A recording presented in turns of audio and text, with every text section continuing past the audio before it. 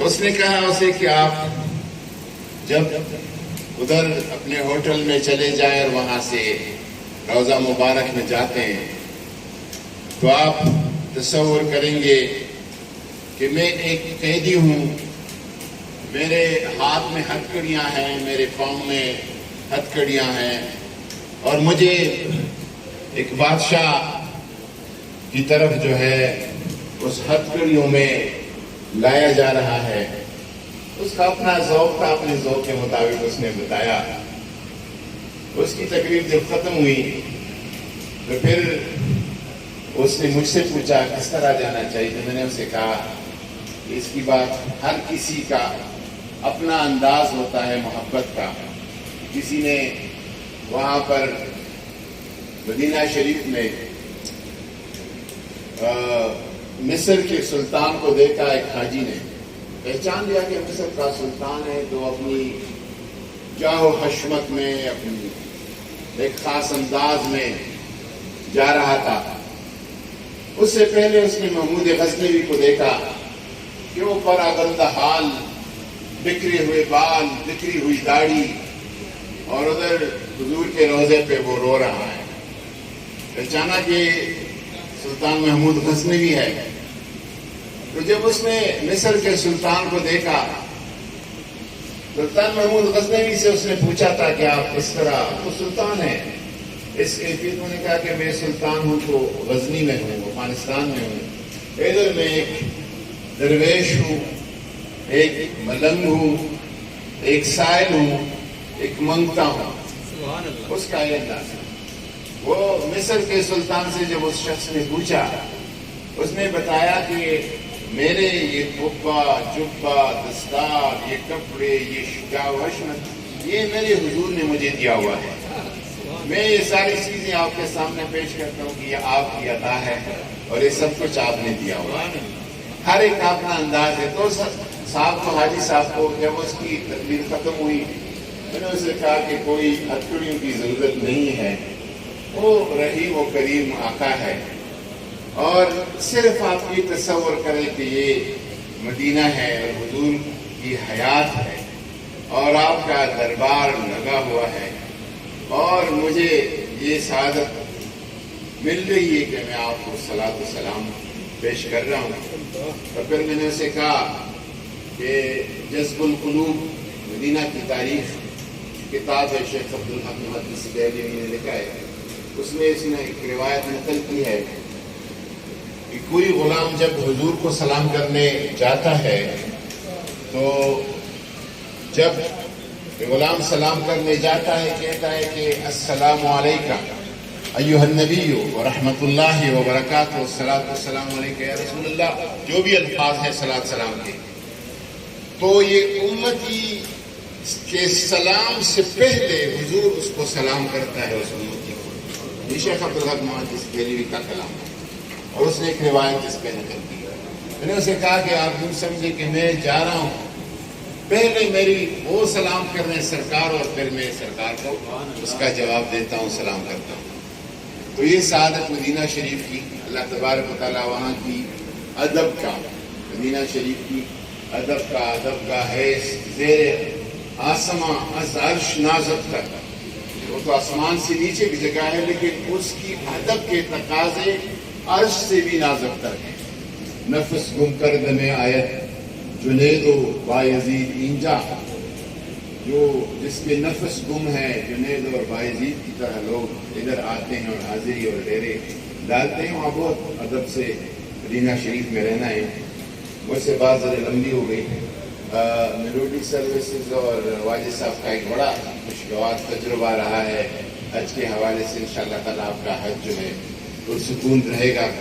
لیکن ایک دو باتیں اور وہ اس پہ میں ختم کرتا ہوں کہ ہمیں عبادت کی بڑی لالچ ہوتی ہے، انسان کو لالچ ہونی چاہیے۔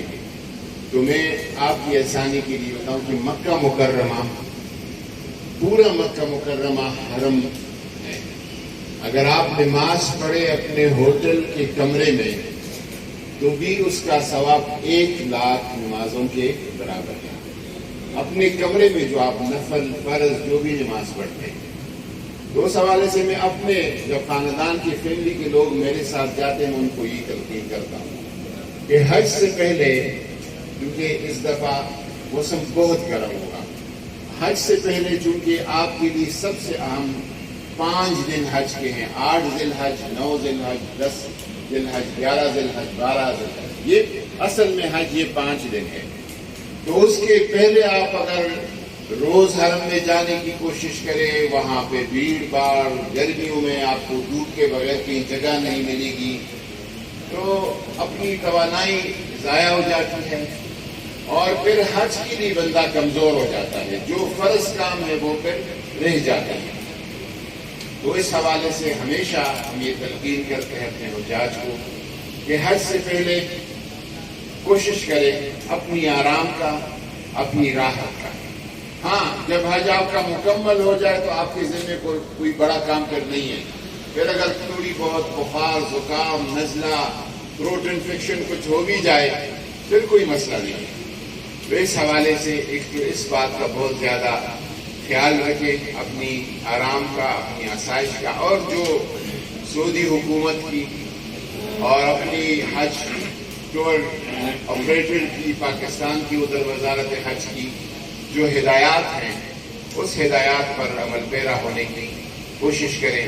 اور آخری بات وہ یہ ہے کہ حج صبر کا نام ہے، حج حوصلے کا نام ہے۔ حج جو ہے اس سفر سے زیادہ صبر اور حوصلہ کا جو انسان کا پریکٹس ہوتا ہے کہیں پہ نہیں ہوتا۔ امام ابو حنیفہ کا فتویٰ تھا کہ نفل حج سے کوئی اور نفل عبادت بہتر ہے، لیکن جب خود حج کیا اور حج میں یہ صبر، حوصلہ یہ دیکھا، پھر واپس امام کا فتویٰ تھا کہ نہیں، نفل حج جو ہے یہ بہتر ہے، کیونکہ اس میں انسان کی جو آزمائش، جو امتحان صبر حوصلے کی ہوتی ہے وہ کہیں اور نہیں ہوتی، اور وہ آپ کا یہاں سے یہ ٹیسٹنگ سے شروع ہو کے ایئرپورٹ پہ چل کے جدہ میں، مدینہ منورہ میں، مکہ مکرمہ میں، ہر لمحہ پہ صبر کا اور استقامت کا اور حوصلے کا نام ہے۔ اس دوران اگر آپ کا کوئی ساتھی آپ سے خفا ہو جائے، اس کی دل آزاری ہو جائے، یا کسی اور ملک کی حاجی کا، کسی اور حاجی کا کی دل آزاری ہو جائے، تو یاد رکھیں مولانا روم فرماتے ہیں کہ دل بدست آور کے حج اکبر است، فرماتے ہیں کہ ایک دل کا خیال رکھیں کہ دل رکھنا کسی کا دلداری یہ حج اکبر ہے۔ از ہزاراں کعبہ یک دل بہتر ہے، کہتے ہیں کہ 1000 کعبوں سے ایک دل کا خیال رکھنا یہ بہتر ہے۔ اور اس کی وجہ وہ بیان کرتے ہیں کہ جو کعبۃ اللہ ہے وہ تو خلیل ابراہیم خلیل اللہ کی تعمیر ہے، دل جو ہے دل گزرگاہ ہے جلیل اکبر است، یہ دل میں ہر وقت جلیل اکبر وہ بیٹا رہتا ہے، اس کا ٹھکانہ ہے، اس کا گزرگاہ ہے۔ ان الفاظ کے ساتھ آپ سب کو مبارک ہو، اور ہم اس نیت سے آپ کے ساتھ بیٹھے ہیں کہ ہمیں بھی آپ اپنی دعاؤں میں یاد رکھیں گے، پاکستان کو یاد رکھیں گے، پاکستان کو دعاؤں کی بہت ضرورت ہے، پہلے بھی کی لیکن بہت ضرورت ہے۔ اور اس مٹی کو، اس آگ کو، اس زمین کو جس نے ہمیں عزت اور اعزاز بخشا ہے، اس کو ضرور دعا میں یاد رکھیں۔ السلام علیکم ورحمۃ اللہ وبرکاتہ۔ تو ہم نے ہمارے پاس 52 کا کوٹا ہے سب ہمارے میلوڈی سروسز کے پاس، جس کا انرولمنٹ نمبر 2182 ہے اور سعودی منظم نمبر 4433 ہے، اور 2006 سے الحمدللہ ہم یہ کام کر رہے ہیں۔ ہمارے پاس ویسے ہمارا کوٹا 110 کا ہے، لیکن اس سال جو حج محدود کیا گیا ہے کورونا کی وجہ سے، جیسے قادری صاحب فرما رہے تھے کہ اب آپ وہ خوش قسمت لوگ ہیں جو 4000 کے بعد ایک بندہ ہوتا ہے، تو آپ وہ خوش قسمت ہیں پاکستان سے جو حج پہ جا رہے ہیں جو 4000 میں سے ایک بندہ ہے، اور آپ الحمدللہ۔ تو میں آپ سے جو عرض کر رہا تھا وہ یہ تھا کہ ہمارا جو پیکج ہے، چونکہ اس میں فائنینشیل معاملات بھی آ جاتے ہیں، کچھ ایسے حجاج کرام ہیں جو ہمارے پاس براہ راست تشریف لائے، اور کچھ حجاج کرام ایسے ہیں جو ہمارے پاس डायरेक्ट नहीं आए, किसी वसीले से, किसी जरिए से, किसी और दोस्त अहबाब के जरिए वो तशरीफ लाए। तो मैं आपसे ये वाज़ेह करना चाहता हूँ कि जो हम आपके साथ एग्रीमेंट कर रहे हैं, उस एग्रीमेंट में भी एक पैकेज हमारा 10,50,000 का है, और उसके ऊपर हमने फासला दिया था आपके साथ पैकेज के 1,000 मीटर के ऊपर हम मक्का मुकर्रमा में रिहाइश देंगे। पहले बल्कि 1300 था, 1300 के बाद हमने कुछ रियायत मिली हमें, तो हमने वो 1,000 कर दिया। अब अल्हम्दुलिल्लाह मक्का मुकर्रमा में 10,50,000 वालों के लिए जो होटल है वो बहुत करीब हो गया है, 500-600 मीटर के ऊपर वो होटल है, और बहुत अच्छा शानदार होटल है अल्हम्दुलिल्लाह। बाकी जो 9,20,000 वाले हैं उनके लिए जो एग्रीमेंट हम कर रहे हैं वो कर रहे हैं 1300 मीटर के ऊपर हमको रिहाइश देनी थी हमने, लेकिन अल्हम्दुलिल्लाह हमारे पास एक करम वाला सिलसिला हो गया कि कोई बात की बात है, कभी मक्का में बैठे तो आपसे बात करेंगे, वो भी हमें अल्लाह पाक ने एक मुनासिब होटल अदा कर दिया, और वो 800-850 मीटर के ऊपर वो हमें मिल गया। लेकिन ये शाहराह इब्राहिम खलील के ऊपर है, कबूतर चौक के पास, और दूसरा जो है वो शाहराह हिजरा पे है। तो ये हमारे दो मुख्तलिफ अलग-अलग होटल होंगे और दो पैकेजेस में। अगर 10,50,000 और 9,20,000 से ज्यादा अगर किसी ने किसी को पे किया है तो वो अभी मुझे इस बारे में इन्फॉर्म करे। अभी वो मुझे मुतला कर सकता है कि मैंने ज्यादा पैसे दिए।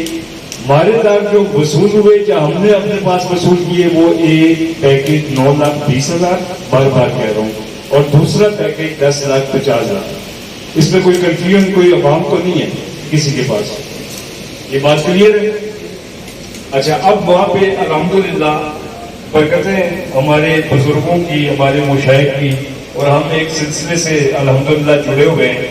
हम पे रब ने शुरू में ये आपसे अर्ज करता है, जो आप लोगों को खुद भी पता है, असद भाई तो बहुत बखूबी जानते हैं कि ये हज इस मरतबा 2 साल के वक्फे के बाद हो रहा है, और इसमें बहुत सारी मुश्किलात हैं। एक पहली मुश्किल क्या आई कि सऊदी अरब ने हज का फैसला बहुत ताखीर से किया। जब ताखीर से फैसला किया तो उसके बाद उन्होंने वहां के मामलात को जब देखा, बाला कोरोना के बाद की जो सिचुएशन है, तो एक तो हज महंगा हो गया। महंगा क्यों हुआ? वहां पे जो हमारा मकतब होता है, जो हम हमें खेमे प्रोवाइड करते हैं मक्का मिना में, मुजल्फा में हमारा क़याम काम, हमारा अरफात में सिस्टम, वहां पे खेमे, वो सारा सिलसिला महंगा कर दिया उन्होंने। वो महंगा होने की वजह से आज महंगा हुआ। फिर हमारा जो हमारे मुल्क की इकोनॉमी की सिचुएशन है, उसकी वजह से डॉलर का रेट बहुत ऊपर चला गया, उसकी वजह से रियाल भी बहुत ऊपर चला गया। फिर तेल का जो क्राइसिस पूरी दुनिया में है, पेट्रोल महंगा, तो ये जो जहाज है ये भी पेट्रोल से चलते हैं, बल्कि आधा किस्म का एक पेट्रोल होता है उससे चलते हैं, तो जहाज के किराए बहुत बढ़ गए। तो ये सारी सूरत-ए-हाल, ये आलमी महंगाई, इस तरह के मामला मिला जुला के हमें इस दफा आज बहुत महंगा, इतना महंगा हुआ कि हमारे लिए काम करना बहुत मुश्किल हो गया था। एक बार ऐसा भी आया कि हमने ये फैसला किया कि हम ये जो फॉर्म है इस साल हम नहीं कर सकते, हमने हाथ खड़े कर दिए और हमने कहा कि ये हम सरेंडर करते हैं, वापस कर देते हैं। फिर हमारे एक दोस्त से उन्होंने मशवरा किया, यार ऐसे करें कि कोई ऐसा सिलसिला तो हो जाएगा ना कि नो प्रॉफिट 2 लाख तक हो जाए, कोई ऐसी तरतीब तो हो सकती है। फिर हमें ये जो लोएस्ट इकॉनमी वाला पैकेज है ये हमें डिजाइन करना पड़ा, और फिर इसके बाद हम आगे बढ़े और सिलसिला यहाँ तक पहुँचा के अल्हम्दुलिल्लाह आज हम इस स्टेज पे हैं कि तमाम वो जहाज के वीज़े लगे और टिकट भी अल्हम्दुलिल्लाह तैयारी के मराइल में। बाकी तमाम अमूर मक्का मुकर्रमा में रिहाइश मुकम्मल हो चुकी है, मदीना मुनव्वरा में रिहाइश मुकम्मल हो चुकी है, मकसद के तमाम मामला तय पा चुके हैं, सब कुछ। अब से तो अगर देर है तो हमारे वो वक्त है जो इस वक्त पे हमारा जहाज यहाँ से उठेगा। तो ये सिचुएशन है। अब आप ये बताएंगे आप में से किसी के बाकी मैं आपके साथ जा रहा हूँ, उमर हसन साहब डायरेक्टर हैं मेलोडी सर्विसेज के, ये साथ जा रहे हैं। हमारे कुछ पुराने जहाज हैं वो हमारे साथ जा रहे हैं। एक हमारे अभी इस प्रोग्राम में नहीं आ सके, वो हर साल हमारे साथ जाते हैं, कामरान शाह जी। अच्छा, एक बात आपसे और कर दो कि इस दफा कुर्बानी का बड़ा कंफ्यूजन है। आपको पता है कि हमारे पैकेज में कुर्बानी शामिल नहीं है। کھانا شامل ہے لیکن قربانی شامل نہیں. یہ ہمارے اور آپ کے ایگریمنٹ میں بھی شامل ہے. قربانی کا ہم نے یہ نوٹ کیا کہ وہ جو شاہ صاحب ہیں ہمارے قصور سے ان کا تعلق ہے, 8 سال جاتے ہیں. پچھلا جو 2019 کا جو ہوا تھا اس میں بھی بہت تجربہ کامیاب رہا تھا. ان کی ہم یہ ڈیوٹی لگا دیتے ہیں کہ آپ حجاجی کرام سے خود میٹنگ کریں, ان کے ساتھ وہاں سے ساری کلیکشن کر لیں گے قربانی کی, اور ان کے ذریعے قربانی ہم جو ہے وہ کر لیں گے. ہمارے گروپ کا ایک اپنا بندہ ہوگا, وہ آپ دیکھ لیجیے گا, کوئی آپ ساتھ جانا چاہیں, جیسے جانا چاہیں, بکرے کیسے دیکھیں, کیسے خریدیں, وہ ان کے ذمہ ہوں گے, تو یہ بوجھ کم ہو جائے گا. کچھ احباب PCR کے حوالے سے بڑے پریشان ہیں کہ پتہ نہیں کیا رزلٹ آ جائے گا. اب پیسے تو چلے گئے, ٹکٹ خریدیں گے, عمرے ویزے لگ گئے, سب کچھ ہوٹل لے لیے گئے. اب اینڈ پہ اگر خدا نہ خواستہ PCR نیگیٹو ہو جاتا ہے یا جو کہ گڑبڑ ہو جاتا ہے, پرابلم ہوتی ہے, ہم نے اپنے یہ دوست ہیں لیبارٹری والے, اور یہ اس کے اوپر ہے, بلکہ یہ حاجیوں کا بڑا اصرار تھا, خاص طور پہ شیخ صاحب کا, اور ہم نے کہا کہ چلو ہم ٹیم اوپر بلا لیتے ہیں. تو اب وہ جو ہے وہ PCR کا ٹیسٹ بھی یہاں پہ ہو رہا ہے. آپ کے جو طائف ہیں, احرام, کچھ اور اس طرح کے طائف, وہ ایک ولیجی کیس میں آپ کو ملیں گے, وہ بھی آپ نے لے کے جانے. اور ابھی یہ جو ہم ایک آپ کو بیگ دے رہے ہیں, اس کے اندر ایک رہنمائی حج کتاب ہے, آپ کا گلے کا کارڈ ہے, یہ بہت ضروری ہے. اس کے اوپر وہاں کا سعودیہ کا نمبر بھی لکھا ہوا ہے, ہوٹل کا ایڈریس بھی لکھا ہوا ہے, مدینہ منورہ کا بھی اور مکہ مکرمہ کا بھی. تو یہ ہر وقت آپ کے حاجی کے گلے میں رہے گا وہاں پہ. اس کے بعد وہ ویزا لگا ہوا جو ہے, وہ آج کل ای ویزا ہے, پاسپورٹ کے اوپر نہیں ہوتا, اس کی بھی ایک کافی شامل ہے. حج فارم ہے, یہ حج فارم آپ جب حاجی کیمپ جائیں گے تو ویکسینیشن کے لیے ضروری ہے. تو اب یہاں سے آپ نے اپنے طور پہ حاجی کیمپ جانا ہے, حاجی کیمپ سے آپ کی ویکسینیشن ہوگی, وہ جو گردن توڑو, پیلا یلو کارڈ ملے گا, وہ کارڈ بہت ضروری ہے. اس کے بغیر